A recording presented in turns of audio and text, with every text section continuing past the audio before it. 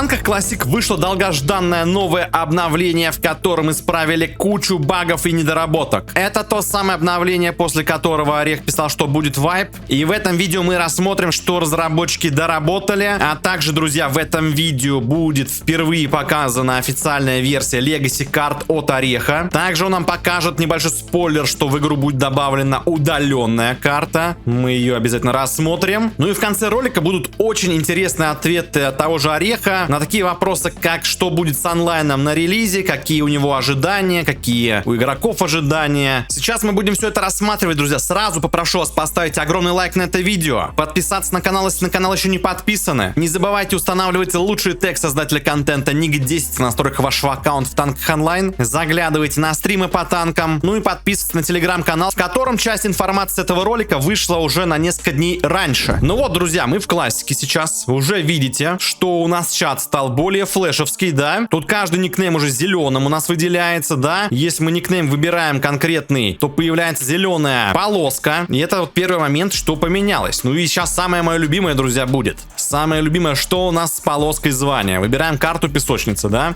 Допустим, я хочу создать от новобранца до своего звания. Во-первых, такая возможность появилась. Я могу делать до первого сержанта. У меня звание первый сержант. И я могу создавать битву до первого сержанта. Так, ну запускаем. И нет, друзья, сейчас у меня, кстати, это дело не сработало, но перед роликом, когда вот в первый день вот это обнова вышла, у меня все это дело работало. Ну, давайте попробуем полностью звонку создать, как мы до этого тестировали. А вот сейчас, смотрите, да, сейчас все нормально создается. У нас вот песочница от новобранца до легенды. Теперь до легенды можно битву создавать. Ну и давайте попробуем еще какую-нибудь карту, например, Александровск. Вот я хочу создать от своего звания до новобранца. Допустим, CTF-ка пусть будет. Так, запускаем. И нет, конкретно, короче, вот этот момент имеет до сих пор баг. Но без видео я тестировал, у меня, кстати, все отлично создавалось. Это вот именно сегодня так получается, что как-то у меня создается только для моего звания битва. Также я тестировал еще различные комбинации, как от своего звания там до майора, например. Это все корректно работало, но у нас появился лимит на создание битв.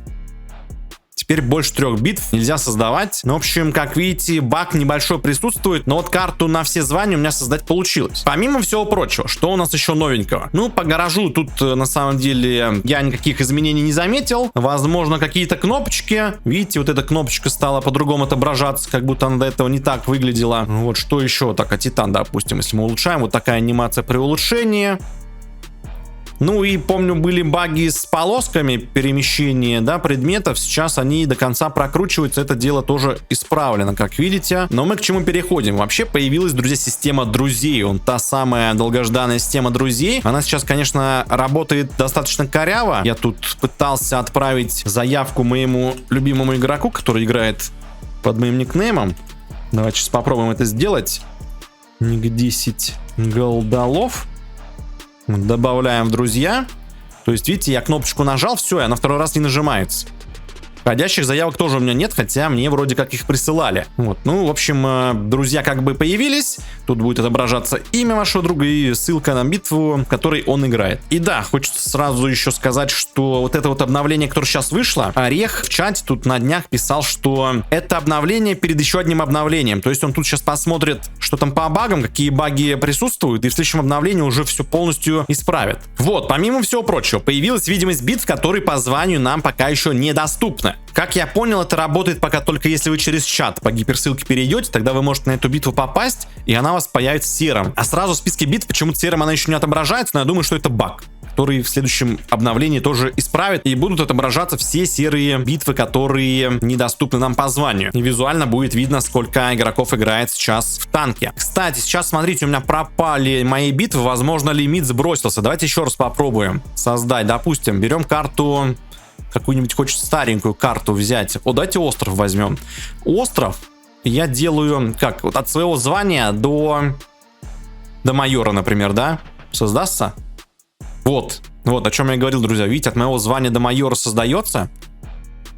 Допустим, еще раз попробуем. От моего звания до маршала. Ну, давайте не от моего звания, еще чуть поменьше. Вот от 2 галочек до маршала, да, я сделал. Проверяем. И это тоже, видите, работает. Что не работает, это почему-то не работает Создание до моего звания. Вот Молотов, если я беру, да, от новобранца до себя. А нет, тоже сработало. Тоже сработало. Но, видимо, какие-то единичные баги присутствуют, как в начале видео вы видели, да? Но сейчас все вот грамотно создается. Можно вот бац, сделать битву только до своего звания, чтобы никакие там высокие звонки к вам не заходили и вас не кошмарили. Ну и давайте, наверное, переходим к самому интересному. Давайте зайдем в битву. Потому что в битве у нас, друзья, как я вот заметил, я не знаю, это мне кажется или не кажется, но вроде в чате писали, что тоже игроки это заметили. Да, индикатор с доставкой флага старый. Не поменялся, но такое ощущение, как будто танки медленнее стали ездить. Конечно, я супер объективный тест начал на Титане, который самый быстрый танк у нас в игре. По ощущениям, мне казалось, что танки стали медленнее. Танки и физика стала медленнее, и, как вы уже, наверное, заметили, друзья, появился FPS и пинг. То есть, если раньше у нас игра была залочена на 60 кадров, то теперь FPS, вот лично у меня 180, но это зависит от вашей герцовки монитора, да? Чем больше у вас герц вашего монитора, тем больше и будет у вас FPS. В общем, да, теперь вот здесь этот индикатор присутствует. Ну, а что касается каких-то других изменений в битве, я, если честно, других отличий не заметил. Флаги те же, стреляется вроде все так же. Единственное, опять же, кажется, что физика стала другой, но, возможно, это мне просто так кажется.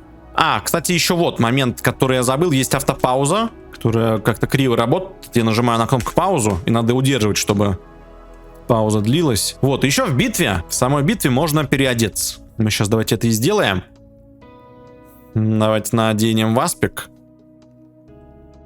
Так, васпик, и возвращаемся обратно в битву. Так, мы в битве. Вот, переодевалка сработала. То есть переодевалка в битве у нас работает корректно.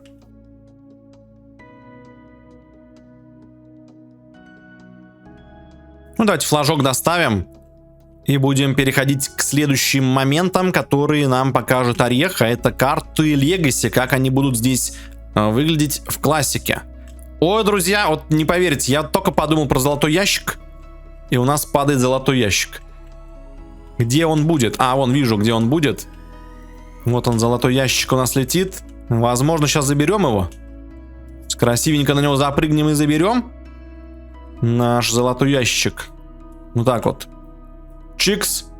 И забираем. И у нас надпись почему-то белая при поимке золотого ящика. Ну, друзья, за это ставьте лайк. Так, теперь, друзья, что касается Legacy версий карт. Орех на форуме написал следующее. Почти работает, таких карт еще будет штук 50. На будущее предупрежу, что Legacy версии существующих стандартных карт будут не отдельными картами в списке, а альтернативной темы при создании карты. То есть, например, у нас, да, вот Александров, смотрите, как она выглядит. Такая карта Legacy, такая яркая, с той самой графикой до ребаланса приятной, да, вот пахнет Legacy. Единственное, тут, конечно, динамические тени, что ли, добавлены, но их в любом случае можно отключить. Но с ними даже смотрится лучше вот такая вот Legacy версия. В общем, это официальный скриншот, все это никакой не мод. Вот так вот будут выглядеть Legacy карты в классике. Вот сам скриншот Ореха. Чтобы эту карту выбрать в классике, то есть, да, вот выбираем Александровск, и она не будет отдельно карта Александровск Legacy. Вот здесь в теме летний день, зимний день, космический день, и у нас будет Legacy Александровск, его можно выбрать будет и создать. Вот, это что касается Legacy версии карт. Помимо всего прочего, Орех также на форуме показал карту Вавилон, спросил, сделать ли там нормальный CTF, либо не делать его. Вот такой скриншотик этой карты. Если честно, я сам этой карты не помню, и, возможно, я ее и не застал. Но кто вдруг эту карту знает, напишите в комментариях, кто-то, может, на ней играл. Вот еще один скриншот этой карты из другого ракурса. В общем, карта Вавилон была некая. Интересно, будут ли добавлены такие карты, как Королевство, которая тоже вот была тестовой картой, как и Вавилон. Да, если что, Вавилон — это тестовая карта, которая была создана еще в 2009 году, и она так и до основных серверов не добралась. Это я нашел в интернете. И таких, на самом деле, тестовых карт очень много. Вот тоже Королевство, про которое я говорю. Просто мне вот как-то эта карта почему-то запомнилась. Очень интересная у нее геометрия, и вообще вот сама вся карта какая-то необычная для танков онлайн. Таких у нас замков ни на одной карте не было еще. Я на форуме еще у Ореха спрашивал один вопрос касаемо карты Плато, потому что нам в видеоблоге показывали некоторые версии карт Legacy, да, которые будут добавлены в игру, но это были карты современных танков онлайн просто с скином Legacy. И вот я спросил, будут именно прям старые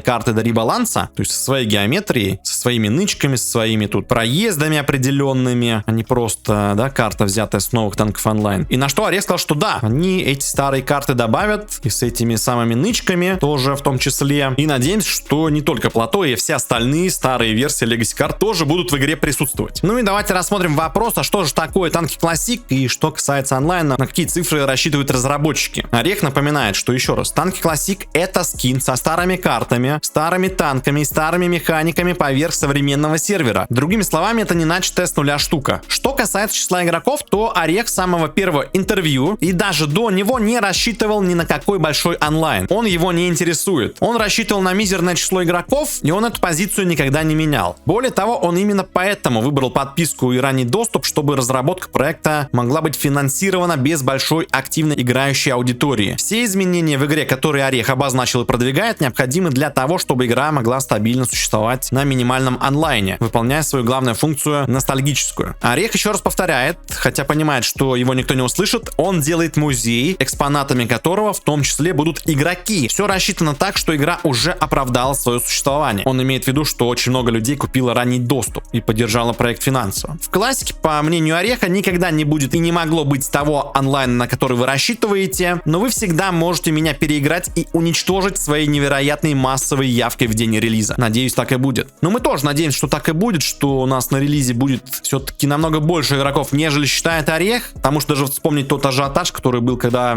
впервые разработчики про классику только заговорили, тогда прям верилось, что очень-очень много игроков будет играть в эту игру. Ну а на релизе нынешней версии посмотрим, что будет. Я думаю, что игроков будет прилично, и мы переиграем и уничтожим Ореха. Вот такая, друзья, информация по классике. Ставьте обязательно лайк, если вам это видео понравилось. Ставьте лучший тег создателя контента Ник 10, настройка вашего аккаунта в танках онлайн. Не забывайте подписываться на телеграм-канал, чтобы узнавать новости по классике первыми. Ну и также заглядывайте на стримы на этом канале, как правило, на выходных они проходят. Ну а на этом все. Ждем вайп в танках Classic, который, напоминаю, запланирован на вторую половину августа. И перед этим ждем еще одно обновление с доработками и исправлением багов. Я всех благодарю за просмотр.